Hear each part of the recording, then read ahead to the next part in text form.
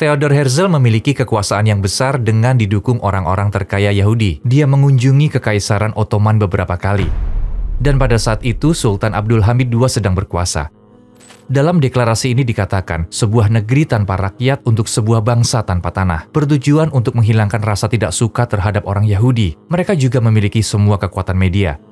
Ada kemarahan di kepemimpinan Zionis terhadap orang-orang Yahudi yang telah melupakan tujuan mereka. Sementara orang-orang Yahudi dari berbagai belahan dunia mencari tempat untuk melarikan diri dari rasa takut terhadap Hitler. Sebuah pernyataan dikeluarkan di seluruh Eropa. Untuk setiap orang Yahudi yang pindah ke Palestina, mereka akan diberi tanah dan jutaan uang. Maksudku tidak mungkin mendapatkannya dalam sekejap, artinya mereka sudah merencanakannya sejak lama.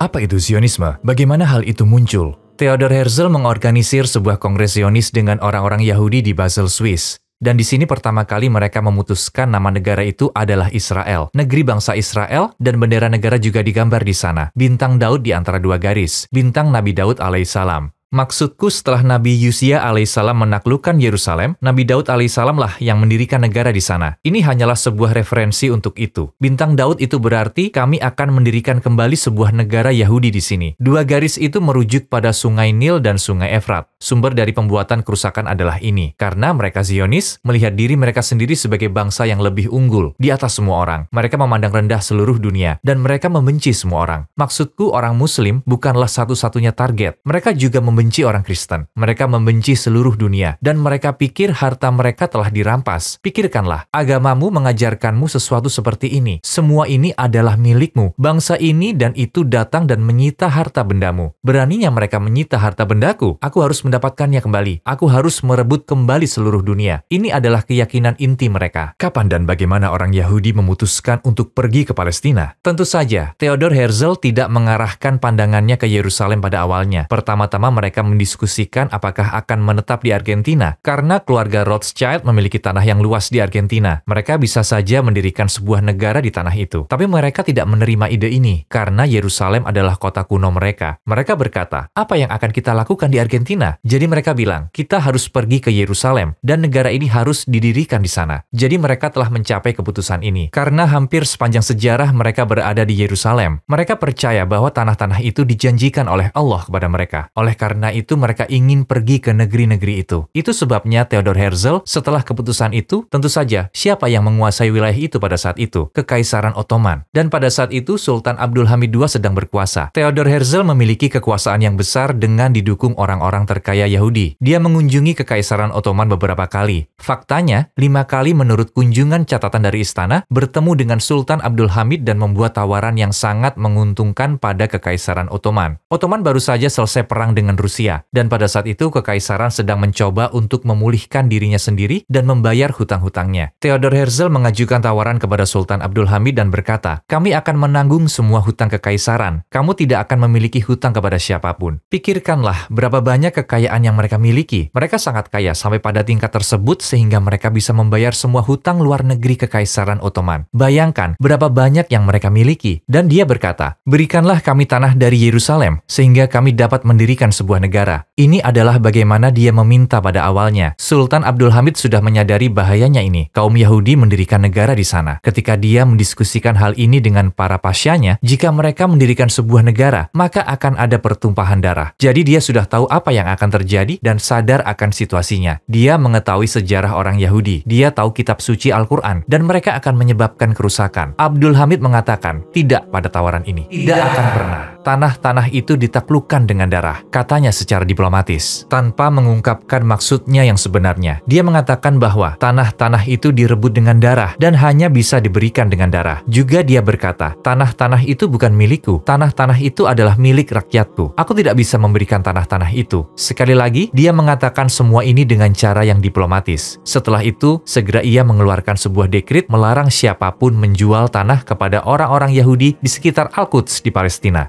Dengan kata lain, mengantisipasi jika mereka mencoba melakukan sesuatu dengan mengambil tanah dari sana sepotong demi sepotong atas nama ini, atas nama itu. Dia melarangnya. Dalam sebuah artikel, Theodor Herzl mengatakan, untuk mendirikan negara Yahudi, kita harus menunggu jatuhnya Kekaisaran Ottoman. Ini adalah perkataan yang sangat menarik. Apa yang kita pahami dari hal ini? Orang-orang Yahudi menjadi kuat dan memutuskan untuk mendirikan sebuah negara dan menggulingkan Ottoman. Selama Kekaisaran Ottoman tidak menarik diri dari sana, kita tidak bisa berbuat apa-apa. Kemudian orang-orang Yahudi ini melakukan segala sesuatu dengan kekuatan mereka untuk membuat Kekaisaran Ottoman jatuh. Hal pertama yang mereka lakukan adalah mendekati Inggris. Karena negara adikuasa pada masa itu, baik di darat maupun laut dan secara politik berada di tangan Inggris. Dengan demikian, sebagai imbalan atas dukungan finansial, orang-orang Yahudi mencapai kesepakatan dengan Inggris dan mereka menerima jaminan bahwa setelah Ottoman, Palestina dan Al-Quds akan diberikan kepada mereka. Akibatnya Sultan Abdul Hamid digulingkan. Kami bergabung dalam Perang Dunia I dan di Palestina depan Perang Dunia I. Seperti yang kamu tahu, kami kalah melawan Inggris. Sejak saat itu, ketika Inggris menduduki Palestina, mereka menghormati perjanjian mereka dengan orang-orang Yahudi. Menariknya, Inggris belum pernah melakukan hal seperti ini untuk negara lain, tetapi mereka melakukannya untuk orang Yahudi. Mereka memanggil orang-orang Yahudi dari Eropa yang ingin pergi ke Palestina. Kemudian deklarasi Balfour diumumkan. Itu adalah deklarasi menteri yang terkenal itu. Dalam deklarasi ini dikatakan, tanah tanpa rakyat untuk rakyat tanpa tanah, bertujuan untuk menghilangkan rasa tidak suka terhadap orang Yahudi. Mereka juga memiliki semua kekuatan media. Mereka memprovokasi semua orang untuk melawan Sultan Abdul Hamid II dan mereka menggulingkannya. Mereka mencoba menciptakan simpati pada orang-orang Yahudi di Eropa. Mereka datang dengan gagasan bahwa orang-orang ini tertindas dan bahwa mereka juga memiliki hak untuk mendirikan sebuah negara. Mereka secara bertahap mulai memukimkan orang Yahudi di Palestina. Sejak saat itu, orang-orang Yahudi mulai bermukim di Palestina dan tentara Inggris berpatroli di wilayah itu. Mengapa? Mereka melindungi orang-orang Yahudi untuk berjaga-jaga jika ada Muslim atau kelompok lain yang ingin mencelakai mereka. Jadi, tentara Inggris melindungi kehidupan, kehormatan, dan harta benda orang-orang Yahudi di sana agar orang-orang Yahudi terhindar dari bahaya, dalam arti agar orang-orang Yahudi bisa terus beremigrasi ke sana. Namun tidak banyak orang Yahudi yang memilih untuk pergi ke sana. Ya, pikir mereka, kita bisa mendirikan sebuah negara. Ya, kita bisa mencapai tujuan kita. Banyak orang Yahudi yang tidak mempercayai hal ini. Setelah hampir 2000 tahun penawanan dan penghinaan, kita tidak bisa mendirikan kembali negara atau mendapatkan kekuatan. Ini terasa seperti mimpi bagi mereka. Maksudku, aku berbicara tentang orang-orang, bukan orang-orang yang berkuasa. Banyak orang biasa yang tidak ingin merepotkan diri mereka sendiri. Pikirkanlah, kamu punya urusanmu sendiri, dan kamu sudah menetap. Kamu memiliki kehidupan yang pasti dan akomodasi di Eropa. Kamu akan meninggalkan semua ini dan pergi ke Palestina. Kamu akan memulai hidup yang baru dari awal di sana. Orang-orang Yahudi tidak menginginkan hal ini. Oleh karena itu, tidak banyak yang bermigrasi ke Palestina. Jadi apa yang dilakukan Inggris dan Zionisme, dan dengan Zionisme, maksudku Theodor Herzl dan lingkaran dalam yang diinginkan tidak terjadi. Orang-orang Yahudi tidak pergi ke sana. Di satu sisi mereka berpikir, mereka mengkhianati perjuangan kita. Mereka merasakan semacam kebencian. Kami panggil mereka ke negeri yang telah dijanjikan kepada kami, dan mereka tidak datang. Tak seorang pun ingin membuat diri mereka tidak nyaman. Setelah beberapa saat, penyebab ini telah dilupakan. Berabad-abad telah berlalu. Ada kemarahan di kepemimpinan Zionis terhadap orang-orang Yahudi yang telah melupakan tujuan mereka. Saat keadaan seperti ini, sesuatu terjadi. Partai Nazi didirikan di Jerman dan Perang Dunia Pertama berakhir. Jadi tujuan Zionisme saat itu adalah menarik semua orang Yahudi ke Palestina dan menciptakan kerumunan, sebuah populasi di sana, dan mendirikan sebuah negara. Inggris juga memberikan berbagai macam dukungan politik. Kaum Zionis mendukung Inggris secara finansial, dan mereka memberikan dukungan politik dan militer pada kaum Zionis, karena orang-orang Yahudi tidak memiliki kekuatan militer. Jadi orang-orang Yahudi mendapat dukungan yang luar biasa di negeri-negeri itu. Maksudku, jika mereka pergi, negara akan berdiri, tetapi mereka tidak pergi. Namun sebuah partai Nazi didirikan di Jerman, dan pemimpinnya Adolf Hitler adalah musuh bebuyutan kaum Yahudi, dan dia bersumpah untuk melenyapkan semua orang Yahudi dari muka bumi. Dia menguasai seluruh Eropa dalam waktu singkat dan memerintahkan pembangunan kamp-kamp konsentrasi. Dia adalah musuh terburuk orang Yahudi dan mengumpulkan mereka lalu membiarkan segala macam penyiksaan terjadi, termasuk membakar mereka hidup-hidup. Hal ini sebenarnya menguntungkan Zionisme. Mengapa? Karena semua orang Yahudi yang takut akan tirani Hitler mengira mereka tidak akan bisa bertahan hidup di Eropa. Dan seperti yang kamu tahu, Hitler juga menyerang Rusia. Jadi orang-orang Yahudi dari Rusia juga berpikiran sama. Sementara orang-orang Yahudi dari berbagai belahan dunia mencari suatu tempat untuk melarikan diri dari rasa takut terhadap Hitler. Sebuah pernyataan dikeluarkan di seluruh Eropa. Apa yang ada dalam pernyataan ini? Untuk setiap orang Yahudi yang pindah ke Palestina, mereka akan diberi tanah dan jutaan uang, asalkan mereka mau pindah ke Palestina. Informasi ini disebarkan melalui surat selebaran. Tentu saja ketakutan akan Hitler adalah alasan sebenarnya yang membuat mereka keluar. Karena kami dibantai di sini. Kita harus melarikan diri. Kemana kita akan pergi? Ke Palestina. Dengan begitu, orang-orang mulai beremigrasi ke Palestina dari Eropa dalam jumlah besar dengan menggunakan kapal. Setelah emigrasi, ada sejumlah besar orang Yahudi di Palestina. Tentunya Hitler kalah. Dan setelah itu, tujuan populasi tercapai untuk mendapatkan tanah. Dikarenakan tanah-tanah itu berada di bawah pemerintahan Inggris, ada masalah perebutan tanah-tanah itu. Karena tanah-tanah itu sebenarnya milik warga Palestina. Sudah ada orang yang tinggal di sana. Maksudku, tanah-tanah itu tidak kosong. Pada periode Ottoman, Palestina, saudara-saudara Muslim kita, tinggal di wilayah itu. Jadi kapan umat Islam yang tinggal di sana menyadari tujuan sebenarnya dari orang-orang Yahudi? Dan apa yang terjadi setelah mereka sadar? Sebagai contoh, apakah perang 6 hari terjadi selama periode ini? Sekarang seperti ini. Sejak orang-orang Yahudi pergi ke sana, mereka tidak hidup dengan damai. Sebuah organisasi Yahudi bernama Haganah didirikan oleh Inggris. Mereka berpikir, kita akan mendirikan negara Yahudi di sini, tetapi kami membutuhkan angkatan bersenjata. Untuk menjadi sebuah negara, kita membutuhkan tentara. Organisasi Haganah adalah dasar angkatan darat Israel. Mereka juga melakukan pelanggaran-pelanggaran di sana. Zionisme memulihkan bahasa yang terlupakan, bahasa Ibrani. Mereka berusaha keras untuk membangun hubungan mereka dengan abjad lama dan menciptakan rasa kebangsaan. Dan berapa tahun hal itu berlangsung? Katakanlah sekarang tahun 1918.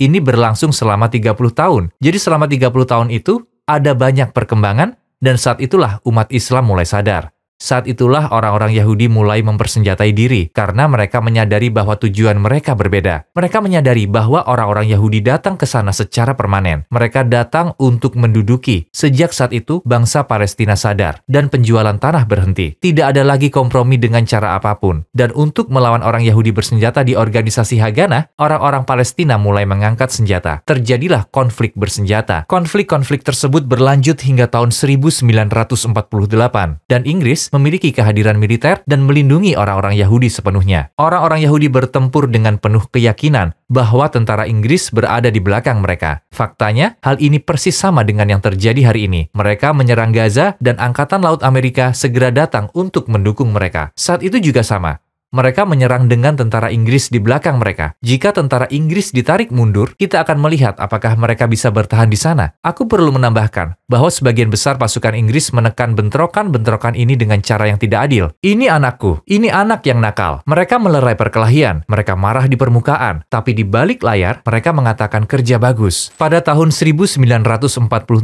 orang-orang Yahudi di sana telah mendirikan semua organisasi dan mengumumkan ke seluruh dunia bahwa mereka telah mendirikan sebuah negara yang disebut Israel. Negara yang mereka dirikan meliputi Palestina sepenuhnya. Segera setelah mereka mendeklarasikan negara Israel, semua negara Arab Muslim di sekitar Israel menyatakan perang. Irak, Suriah, Lebanon, dan Mesir. Sebenarnya sudah jelas bahwa negara-negara ini akan menyatakan perang terhadap Israel. Namun, Israel bersedia untuk memerangi mereka. Masih di tahun 1948, mereka tidak bisa mendirikan organisasi pemerintahan mereka dalam waktu yang singkat. Maksudku, tidak mungkin mendapatkannya dalam sekejap. Itu berarti mereka telah merencanakan ini sejak lama. Kamu tahu, berbicara tentang periode dari Sultan Abdul Hamid II, mereka telah merencanakan hal ini sebelumnya. Struktur organisasi mereka direncanakan sebelumnya. Siapa yang akan memegang jabatan dan di mana? Karena dalam waktu yang singkat, mereka menjadi sebuah negara yang utuh. Tiba-tiba saja, muncullah lembaga-lembaga pendidikan. Ini hampir seperti paket yang sudah jadi. Sekali lagi, rencana ini dibuat sejak lama, tapi mereka memiliki pasukan yang paling kuat di belakang mereka. Mereka menerima segala macam dukungan. Kegiatan intelijen mereka sangat kuat. Negara-negara itu runtuh di dalamnya. Dan ada banyak tipu daya dan manuver dan kegiatan intelijen. Dan selalu ada perang pada interval seperti itu. Kau tahu, ada perang besar pada tahun 1967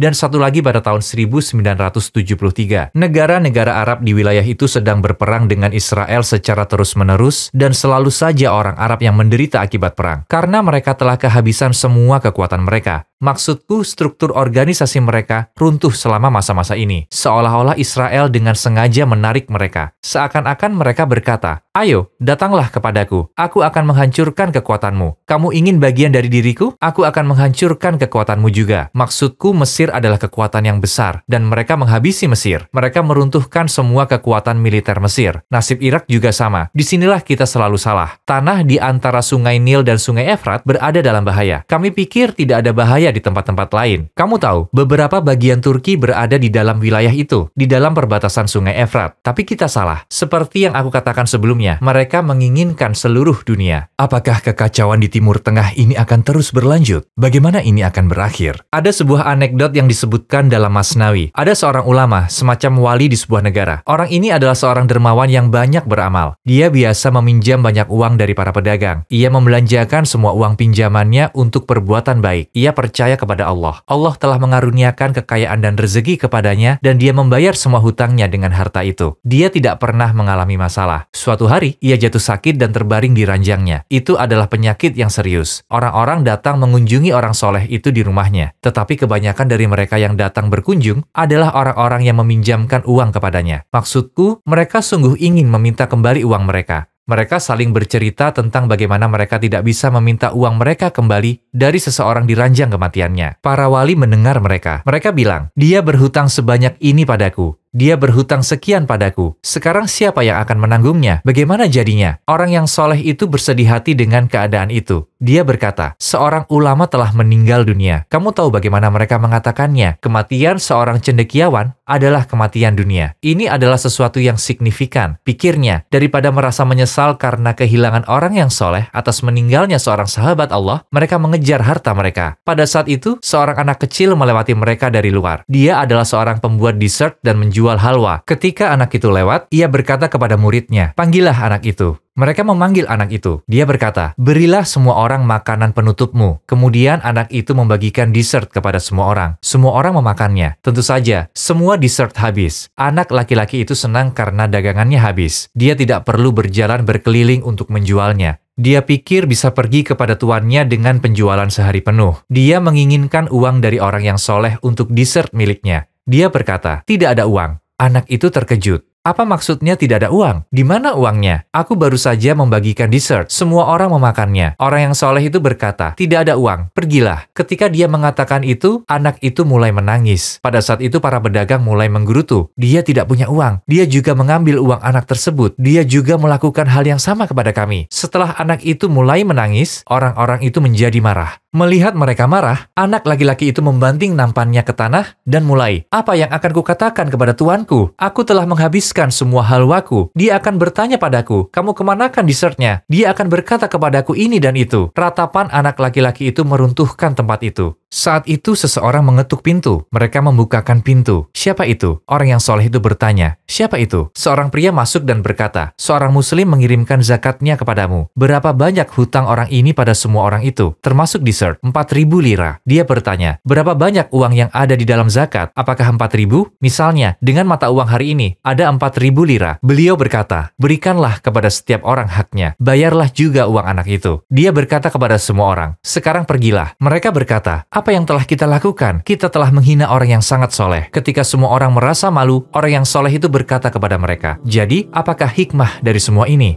Uang ini pada akhirnya akan datang kepadaku. Itu sudah ditakdirkan. Berkat ini akan diberikan kepada kita oleh Allah. Tetapi waktunya telah ditunda. Masih ada waktu lagi. Ketika kamu mulai berbicara tentang hutangku, ketika kamu mulai berbicara menentangku, agar kalian tidak bergosip atau menggunjing, anak ini datang untuk menyelamatkanku. Aku membelikan anak ini permen. Ketika aku tidak membayar, dia mulai menangis. Tangisan anak ini mempercepat penyerahan uang ini, dan uang itu tiba tepat pada waktunya. Aku sudah memberikan uangmu. Sekarang pergilah, dan aku akan pergi darimu. Seperti halnya tangisan anak ini yang mendatangkan berkah dari Allah, tindakan penganiayaan mengakibatkan datangnya rahmat Allah, murka Allah dengan cara yang sama. Inilah tangisan anak-anak di Gaza hari ini. Tangisan anak-anak, tangisan orang-orang yang mati syahid akan menyebabkan kemurkaan Allah datang dengan cepat. Semakin banyak mereka menindas manusia, bencana mereka akan lebih cepat menimpa mereka. Dan insya Allah, segera kita semua akan melihatnya. Negara Israel tidak bisa lagi bertahan dengan penindasan yang mereka sebabkan. Seperti yang difirmankan Allah dalam Al-Quran. Dia mengatakan bahwa ada kerusakan yang pertama pertama, dan terjadi kerusakan yang kedua, dan ada yang ketiga. Allah berfirman, "Tetapi jika kamu kembali melakukan kejahatan, niscaya kami kembali mengazabmu." Ada kerusakan Zionis di seluruh dunia yang ditimbulkan oleh bangsa Israel, dan warga sipil Gaza yang tak berdosa membayar harga yang paling mahal. Dan aku berharap dan sangat yakin akan segera terjadi. Bencana besar akan menimpa bangsa Israel, dan negara Israel akan runtuh. Semoga Tuhan kita menganugerahi kita untuk melihat hari-hari itu.